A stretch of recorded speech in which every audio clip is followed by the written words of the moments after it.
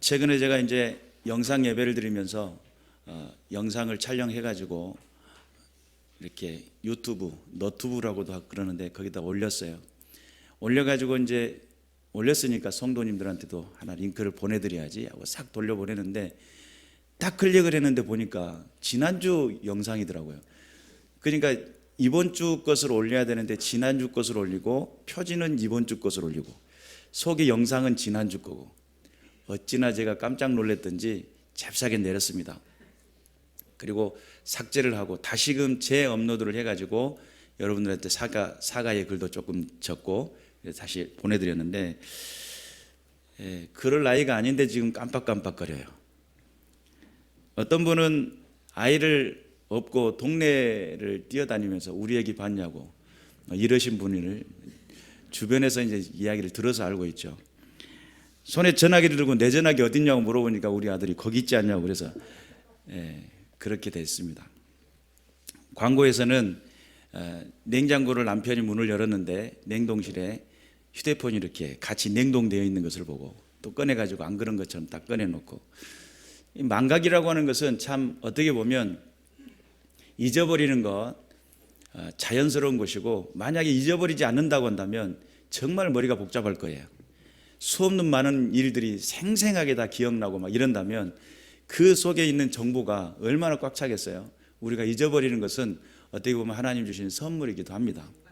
문제는 우리가 절대 잊어버리면 안 되는 것, 오늘 저와 여러분이 함께 나눠야 할 이 청지기에 관한 말씀인데 오늘 이 청지기 비유의 핵심은 뭐냐면 인자가 오리라 라고 하는 말씀입니다. 인자는 예수님을 말하고요, 온다는 말은 무슨 말이죠? 다시 오심을 말하기 때문에 재림을 말합니다. 초림이라고 하는 개념은 처음에 예수님 오셨을 때는 마구간에서 태어났죠. 그리고 그 마구간에서 태어나가지고 공생의 33세까지 뭐 이렇게 정확한 그 정도 될 거예요. 33세 좀 넘도록 그렇게 사시다가 젊은 나이에 십자가에서 죽으시게 돼요. 그리고 예수님이 부활하신 다음에 승천하시면서 제자들에게 하시는 말씀이 너희가 본 대로 내가 다시 오리라, 다시 올 거라고 하는 예언을 하시고 부활 승천하십니다. 그래서 지금 오늘 이 본문의 핵심에 절대 잊어버리지 말아야 될 것은 다시 오신다라고 하는, 우리 주님 다시 오신다라는 개념을 가지고 있어야 돼요. 예수 믿는 신앙이라고 하는 것은, 기독교의 신앙은 중생으로부터 시작을 합니다. 중생은 예수님을 모를 때 내가 예수님을 알고 나니까 그분이 내 인생을 용서하셨고 내 삶을 축복하셨으며 하늘 소망을 갖게 만들었다는 거예요.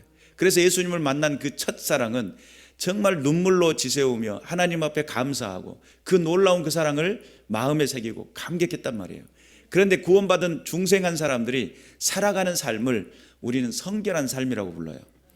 성도가 구원받았는데 살아갈 삶의 모습 속에 나타나야 될 그 모든 것은 성결이 되어야 될 건데, 우리가 성결이라는 개념을 목표를 잃어버린 성결은 좀 도덕주의적인 율법주의적인 경우로 빠져들게 됩니다. 그런데 정말 성결이 힘이 있고 능력이 있으며 삶의 활력이 되게 만드는 그 비결이 뭐냐라고 했을 때 재림신앙입니다. 성결이 누구에게가 어떤 지나가는 누구에게 보여주기 위한 성결일 때와 내가 하나님 앞에 섰을 그날에 하나님 앞에 보여질 수 있는 그 삶의 모습의 태도를 갖는 것은 또 다른 문제입니다. 사람에게 보여지는 것은 보여질 때는 멋지게 보여지지만 속으로는 썩어 있는 사람이 있어요. 보여지기는 많은 사람들에게 베풀고 덕을 끼치는 것 같지만 내 마음속에는 골마 있고 내 마음속에는 불신앙이 자리 잡고 있을 수 있어요. 그래서 선행이라고 하는 것, 어떤 분에게 전도를 했더니 자기는 선행을 하기 때문에 아니 천국 간다는 말이 안 맞겠냐고, 예수 믿는 사람들도 다 그렇게 다 좋은 사람만 아닌 것 같더라고, 그러면서 나는 좋은 일 하니까 나는 천국 가야 맞다고 그렇게 말씀을 하시길래 제가 그랬어요. 아니 내가 우리 어르신 집에 뜬금없이 찾아가 가지고 나에게 밥을 달라고 냉장고 문을 내가 벌컥 열고 집에 떡하니 들어가고 누워있다고 한다면 어르신은 나에 대해서 어떻게 생각하시겠습니까? 라고 질문했더니 그분이 갑자기 그것이 생각이 이게 좀 공감이 됐나 봐요. 말중지를 싹 걷어버리더라고요. 우리가 알아야 될 것은 하나님과 우리와의 관계가 개선되지 않고서는 우리가 천국에 들어간다, 이 땅에 살아가는 동안에 선행을 많이 쌓았기 때문에 천국 간다, 천만의 말씀이에요. 그 속에 진리가 없는데 선행이라는 것이 얼마나 많은, 여러분 우리가 분명히 깨달아야 될 것은 하나님의 살아계신 은혜 앞에 그분과 나와의 관계가 개선되지 않고 그런다면 남의 집 들어간 것과 똑같아요. 그래서 내가 예수 그리스도를 통해서 내가 구원받고 내가 그분을 영접함으로 내 안에 하나님의 자녀가 되고 자녀된 백성으로서 천국 문을 두드릴 수 있는 것이지 아무나 두드릴 수 있는 것이 아니라는 거예요. 그런 측면에서 봤을 때에 우리가 하나님 앞에서 가는 삶의 모든 여정 가운데 분명한 목적을 두고 살아야 되는데 그 목적은 뭐냐면 재림신앙, 예수님이 다시 오신다. 나의 삶의 모든 평가는 어디에서 평가를 받아요? 주님 앞에서의 평가를 받아요. 사람 앞에서는 내가 잘하는 것처럼 성령에 감동된 것처럼 이렇게 설명할 수도 있어요.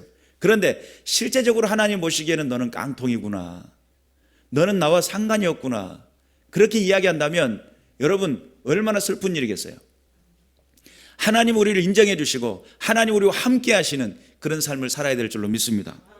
그래서 중생의 감격으로 인생의 믿음의 길을 지켜나갈 수 있는 것도 아니고, 우리가 분명히 내가 중생의 감격도 한순간이더라고요. 감격했는데 그것이 익숙해져 가니까 처음에 내가 하나님 예수 이름만 불러도 감격했던 감격이 무뎌져 가요. 그런데 재림신앙이라고 하는 주님 앞에 서는 그날들을 꿈꾸고 나간다면 지금 내가 하고 있는 이 삶, 내가 지금 하고 있는 그 모든 것들은 결국은 내 모든 것들을 인정하시고 지키시고 나를 축복하시는 그날에 착하고 충성된 나의 종아 라고 하는 그런 칭호가 있는 그날에 인정받는구나.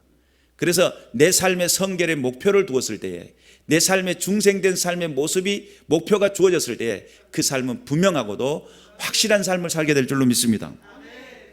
그래서 재림을 우리가 기억해야 되는데 재림에 대한 개념은 이 땅에서만 사는 것이 아닙니다. 영원한 하나님 나라, 그곳에 우리가 들어간다는 사실을 분명히 깨달으시길 바라고, 재림의 주로 오시는 예수님은 처음에 초림의 주는 만 백성들을 구원하시고자 하는 목적을 가지고 찾아오셨어요. 그런데 재림주는 당신의 백성들을 구원하고자 하는 계획을 가지고 찾아오셔요. 정말 믿은 백성들, 믿었던 백성들, 하나님의 말씀을 온전히 따른 백성들을 찾고자 해서 오시는 것이 재림입니다. 그러면 또 다른 양면성을 가지고 있는데, 재림에는 따르지 않는 백성들에게는 심판이 있습니다. 하나님의 말씀을 정확히 알고 하나님의 말씀대로 살아가려고 노력하고 힘쓰고 애썼던 사람들에게는 영원한 하나님 나라, 우리가 저번에 말씀을 드렸던 것처럼 양과 염소의 비유처럼 양은 오른편에 염소는 왼편처럼 쭉정이와 알곡을 갈라내는 것처럼 하나님께서는 재림주로 오신 예수 그리스도의 그 심판은 당신의 백성들을 구원하실 뿐만 아니라 당신의 백성이 아닌 믿지 않은 백성들을 심판하시기 위해 오신다고 하는 사실을 분명히 믿으시길 바랍니다. 그래서 그 재림이 있은 후에는 천국과 지옥이라고 하는 결론이 내려져요. 천국과 지옥의 중간은 없어요. 믿으시길 바랍니다. 천국과 지옥의 중간은 없어요.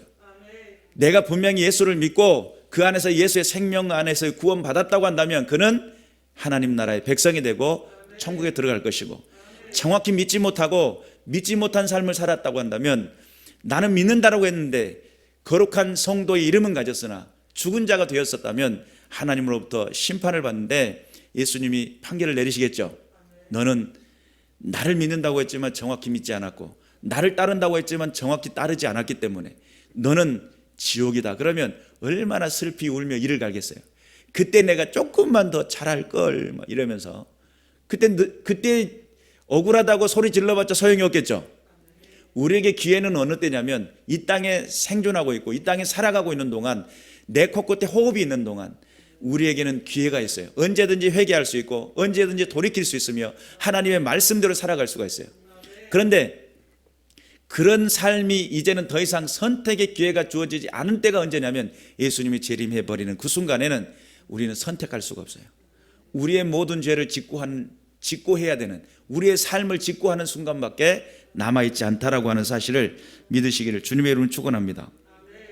그래서 우리가 이 땅에서 분명히 깨달아야 되는데, 그러면 재림을 준비하는 사람들은 누가 재림을 준비하며 살아갈까? 어떤 사람이 재림을 준비하며 살아갈까라고 했을 때, 여러분 우리가 믿는 신앙은 생활풀이 정도의 수준이 아닙니다.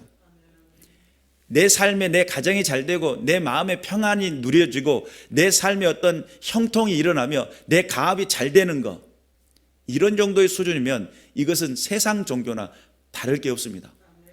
하나님 안에서 우리의 삶의 목표가 하나님 안에 선다라고 하는 분명한 목표를 가지고 있기 때문에 여러분 인생 속에 누가 준비를 하는가라는 질문 앞에 섰을 때는 여러분 하나님의 말씀을 온전히 믿는 사람이 준비를 합니다. 하나님께서는 우리에게 평강의 하나님이시기도 하고 능력의 하나님이시기도 되며 또 우리의 삶을 풍요롭게 할 뿐만 아니라 우리의 삶이 많은 사람들에게 영향력을 끼칠 수 있는 그런 은혜의 삶, 능력의 삶으로 이끌어 가실 수 있는 분이 하나님이세요. 문제는 그런 영향력 있는 믿음의 삶을 살아갈 때에 하나님을 기억하고 하나님 안에서 누가 살 것이냐. 단순히 이 땅에서 내가 잘 되고 내 삶의 형통이 일어나는 것으로만 생각을 한다면 여러분 우리가 신앙을 잘못 살았구나, 잘못 믿었구나라는 고쳐야 됩니다. 하나님 앞에 선다라는 그 믿음을 가지고 내 인생 속에 사람 앞에서 하는 것은 눈 가리고 아웅할 수 있어요. 그럴 수 있잖아요. 경건하게 앉아 있으니까 다 경건해 보이고 경건하게 설교하고 있으니까 경건할 수 있는 것처럼 보이잖아요.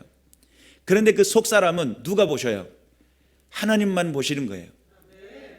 내가 하나님 앞에서 성경책 딱 끼고 예배당에 나왔으니까 저 사람은 경건한 사람이구나 라고 그렇게 이해할 수도 있어요.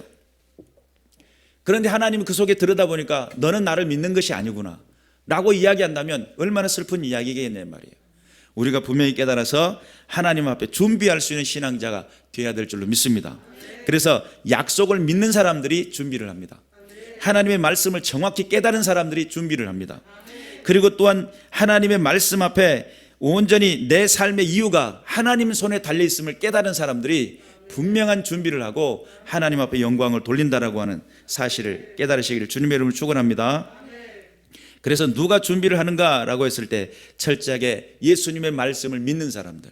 오늘 예수님은 우리에게 그런 말씀을 하십니다. 40절에 보니까 그러므로 너희도 준비하고 있으라.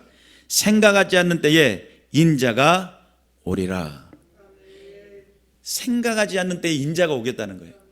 예수 재림은 우리가 계획하고 우리가 구상하고 준비하고 있을 때가 아니고 방심하고 있을 때, 그것을 비유로 말씀을 드리기를 39절에 보니까 집 주인이 만일 도둑이 어느 때 이룰 줄 알았더라면 그 집을 뚫지 못하게 하였으리라. 여기서 예수님이 무엇과 같이 오신다는 거예요? 도둑같이 오신다는 거예요. 비유가 참 그렇죠. 많은 것 중에 하필 도둑입니까? 라고 했을 때 여러분 도둑처럼 황당한 경우가 없어요. 진짜 안 들어올 줄 알고 있는데 그때 들어와 버리잖아요. 도둑놈이 나 오늘 몇 시에 들어갈 테니까 뭐 조로도 아니고 자기가 몇 시에 올 것이라고 예고하는 그런 도둑놈이 물론 이제 만화상에는 있어요. 그런데 실제적으로 예고하고 온다라고 하는 것이 참 어려운 일이잖아요. 그만큼 실력이 뛰어나야 되고 그 모든 상황을 피할 수 있는 힘이 돼야 되는데 웬만한 도둑들은 예고 없이 옵니다. 그래야 갑작스레 들이닥쳐서 갑작스레 가져가는 것이지. 그래서 도둑놈들은 예고 없이 와요. 그런데 예수님도 이 도둑놈, 죄송합니다, 도둑처럼 오겠다는 거예요. 도둑처럼 갑작스럽게. 그렇기 때문에 너희도 준비하고 있으라. 생각하지 않는 때에 인자가 오리라. 예수님에 대한 재림을 기다리는 성도들, 아마 열처녀들도 아마 예수님의 재림을 기다리고 있었을 거예요. 그러나 미련한 다섯 처녀는 분명 똑같은 감동이 있었고 똑같은 세상에 영향력을 끼쳤던 등불을 켰던 사람들이었지만 실제적으로 그들의 그 방향성이 잘못된 거예요. 그리고 슬기로운 다섯 처녀는 하나님 앞에 선다라고 하는 분명한 목적을 가지고 인생을 살았던 것 같아요. 그리고 또한 양과 염소에서도 보면 하나님의 말씀의 그 의미를 깊이 깨닫고 자기들의 삶의 현장 속에 떡을 떼고 나눠줄 줄 아는 그 삶의 모습이, 특히 작은 자에게 베풀었던 삶의 행위가 하나님 앞에서 인정받았던 것 같아요. 그러나 한편에 염소와 같은 사람들은 많은 사람들에게 보여주기식에 드러내려고 하고 나타내려고 하는 그 모습 속에 결국은 하나님의 그 깊으신 그 뜻의 의미를 깨닫지 못하고 보여주기식만 살다가, 여러분 신앙이 보여주기식입니까? 아니잖아요. 하나님 앞에 언제 어느 곳에 있든지 간에 하나님 앞에 서 있다라고 하는 면적인 의식을 가지고 있어야 되겠죠. 신전 의식을 가지고 살아야 됩니다. 그렇기 때문에 우리는 내 이 땅에 내가 발을 붙이고 이 땅에 살아가고 있지만 이 땅에 다 안전할 것 같아요. 그렇지 않습니다. 만약 이 땅에 전쟁이 일어나면 어디 피할 곳이 어디 있습니까? 태풍이 불었는데 강력한 태풍이 불어버리니까 집도 다 날아가 버리잖아요. 지진이 일어나서 해일이 발생하니까 쓰나미가 오니까 한 마을 자체가 그냥 딱 떠밀려 가더만요. 지진이 일어나니까 액화 현상이 일어나가지고요, 동네 자체가 그냥 물처럼 변해가지고 흘러내려가요. 그런데 거기 흘러내려가면서 막 묻혀 들어가는데 뻔히 보면서도 못 건져요. 이게 인생입니다. 사람이 아무리 과학력이 발달했어도 아무리 잘 사는 것처럼 보여줬어도 하나님이 이 세상에 전염병 하나만 창궐하게 해버리니까 전체 다 마스크 끼고 예배드리잖아요. 사회적 거리 두어야 된다고. 세상의 모든 안목에 대한 염려와 근심거리는 많지만 실제적으로 하나님 나를 어떻게 보시느냐에 대한 부분에 대해서는 여러분 어떻게 생각하고 계십니까? 하나님은 나에 대한 신앙, 내가 하나님 앞에 영원한 그 하나님 나라에 설 수 있는 믿음의 신앙을 가지고 있는지를 보고 계신다면 여러분, 저와 여러분은 어떤 모습으로 주님 앞에 서고 있는지 돌아봐야 될 줄로 믿습니다. 오늘 이 본문에서는 준비하라고 했던 예수님께서 다음과 같이 우리에게 명령을 하십니다. 허리에 띠를 띠고. 여러분, 허리에 띠를 띠는 장면이 출애굽기 12장 11절에 보니까 이렇게 먹을지니 허리에 띠를 띠고 발에 신을 신고 손에 지팡이를 잡고 급히 먹으라. 이 장면은 어떤 장면이냐면 출애굽하기 위해서, 6월절에 출애굽하기 위해서 어린 양을 먹는 그런 장면이에요. 허리에 띠를 띠고. 그러니까 허리에 띠를 띠고 출애굽했던 그 백성들을 기억하시면 되겠어요. 그리고 또한 에베소서 6장 13절에서부터 18절에 나타나는 전신갑주에 대한 이야기가 나와요. 진리로 너희 허리에 허리띠를 띠고, 이런 장면이 나와요. 전신갑주라고 하는 것은 악한 영 어둠의 권세를 대적하고 능히 이기기 위해서 준비되어야 될 성도들의 모습입니다. 허리에 띠를 띄었다라고 하는 그 자체는 말 그대로 지금 준비태세예요. 죄악으로부터 출발할 때, 애굽으로부터 출발할 때, 악한 영 어둠의 권세로부터 싸워 이기려고 할 때 뭐를 해요? 허리에 띠를 띠는 거예요. 또 하나, 또 마가복음 1장 6절에 보니까 요한은 낙타 털옷을 입고 허리에 가죽띠를 띠고 메뚜기와 석청을 먹었더라. 세례 요한은 광야에서 외치는 자의 소리였어요. 주의 길을 곧게 하기 위해서 준비된 사람이었어요. 사역을 위해 준비한 허리띠였어요. 가죽띠를 띈 거죠. 자, 그러면 허리에 띠를 띈다라고 하는 개념은 죄악으로부터 출발할 때 허리에 띠를 띠고, 또한 악한 영 어둠의 권세와 더불어 대적에서 이기려고 할 때 허리에 띠를 띠고, 사역을 감당하기 위해서 허리를 띄었다는 거예요. 저 여러분의 삶의 현장 속에 부르심을 받아가지고 허리에 띠를 띠는 준비가 되어 있어야 될 줄로 믿습니다. 악한 영 어둠의 권세로부터 이기려고 한다면 준비하는 마음이 필요하다. 세상 속에 하나님의 살아계신 은혜를 나타내고 증명해 나가는 믿음의 군사들이 되어야 될 줄로 믿습니다. 또한 등불을 켜고 라고 그랬습니다. 등불을 켠다라고 하는 것은 말 그대로 예수님께서 마태복음 5장 14절부터 15절을 보니까 너희는 세상의 빛이라. 산 위에 있는 동네가 숨기지 못할 것이요 사람이 등불을 켜서 말 아래 두지 아니하고 등경 위에 두나니 이름으로 집안 모든 사람에게 비추느니라. 등불을 켠다는 것은 밝히는 걸 말해요. 등불을 켰을 때는 나 혼자 그냥 가둬두고 그렇게 살기 위해서 등불을 켜는 것이 아니고, 등불을 켰다는 것은 많은 사람들에게 유익을 주고 그 가정과 그 모든 것을 밝힌다는 개념이에요. 예수 믿는 사람들이 오늘날 예수 믿으면서 내가 예수 믿는지 옆 사람이 모르는 경우가 많아요. 내가 예수를 믿고 하나님 앞에 믿음의 신앙생활을 한다고 하는 사람들이 실제적으로 내가 예수를 믿는 믿음에 대한 분명한 고백과 신앙적인 삶의 태도가 없는 경우가 많아요. 같이 함께 술자리에, 같이 함께 세상 죄악 가운데 그렇게 앉아가지고 내가 하고 있는 것을 저 사람이 예수 믿는지를 정확히 알지 못하고 함께 즐기고 마셨어요. 나중에 보니까 교회 간대요. 이상할 거 아닙니까? 여러분, 우리가 분명히 알아야 될 것은 믿음이라고 하는 것은 세상을 밝히는 힘입니다. 하나님의 살아계심을 나타내고 증명하는 힘입니다. 그것을 밝힐 수 있는 힘이 되어져서 준비되어야 될 줄로 믿습니다. 그런 준비가 되지 못하면 여러분, 등불을 켠다라고 하는 개념을 우리는 이해하지 못해요. 등불을 켜고 준비하라고 그랬습니다. 성전에는, 과거 성막 안에는 등불이 항상 켜져 있는데 24시간 365일 꺼지지 않는 등불이에요. 그 불을 켜기 위해서 준비하는 그 모습처럼 여러분의 성전 안에 등불이 켜져 있으시기를 주님의 이름으로 축원합니다. 시편 119편 105절에 보니까 주의 말씀은 내 발의 등이요 내 길의 빛이니이다. 그러면 과연 우리가 어떻게 등불을 켤 것이냐라고 했을 때 말씀이 내 안에서 움직이고 그 말씀이 내 안에서 살아나고 그 말씀에 내게 하시는 그 음성대로 내 삶의 결단이 일어나고 내 삶의 기준이 일어나며 하나님 앞에서 인생의 삶의 기준대로 살아가는 내 마음에 불이 켜지고 그 밝혀진 그 말씀의 그 깨달음이 입술을 통해 고백되질 때 많은 사람들에게 깨달음과 그 은혜를 줄 수 있다는 사실 믿으시기를 주님의 이름으로 축원합니다. 하나님 살아계시죠? 그래서 우리가 하나님의 말씀 앞에 든든히 서고 깨어있는 믿음의 군사들 되시길 바랍니다. 시편 18편 28절에 보니까 주께서 나의 등불을 켜시며 여호와 내 하나님이 내 흑암을 밝히시리이다. 이 고백은 다윗이 했던 고백입니다. 인생을 살아가는 동안에 정말 흑암의 삶을 살았습니다. 7년 동안 사울에게 쫓김을 당했고 정말 고통 중에 어려운 중에 정말 사람으로서 하기 힘든 그런 일들을 다윗은 지켜나가고 보존했습니다. 문제는 그의 삶 현장 속에 그렇게 힘들고 어려운 역경을 살았지만 그는 늘 당당하고 힘 있는 삶을 살았고 시편 23편처럼 여호와는 나의 목자시니 라고 고백을 하면서 내 인생 속에 사망의 그늘, 사망의 깊은 골짜기라도 나를 해롭게 하지 않을 것은 주께서 나와 함께 하심이라. 분명한 목적이 있었고 그 삶의 기준이 있었기 때문에 하나님은 내 안에 등불이 되었다는 믿음이 있었기 때문에 그의 고백은 힘이 있었겠죠. 여러분의 삶 현장 속에 등불이 되시길 바라고 주의 말씀이 힘이 되시길 바라고 그래서 그 힘이 여러분의 삶을 살게 만들 뿐만 아니라 여러분을 통해서 많은 사람들에게 은혜가 되는 귀하고 복된 믿음의 삶이 되시기를 주님의 이름으로 축원합니다. 그리고 또한 서 있으라. 여러분 에베소서 6장 13절에 보니까 그러므로 하나님의 전신갑주를 취하라. 이 약한 날에 너희가 능히 대적하고 모든 일을 행한 후에 서기 위함이니.